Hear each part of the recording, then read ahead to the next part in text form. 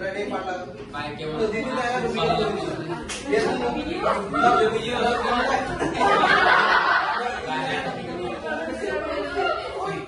Whatever is present close to the body is medial.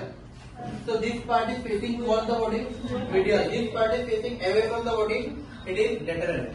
Yes or no? This is medial, this is lateral. Now look at this. This bone is humerus. Then you have radius and ulna. Yes or no? So look at this. Ulna will always be medial. So this bone is going to be ulna. This bone is going to be radius. Then you have this carpal bone. Then you have metacarpal. Then you have phalanges. Yes or no? So this is radius. Then you have ulna. Then you have radius. Radius will always be lateral.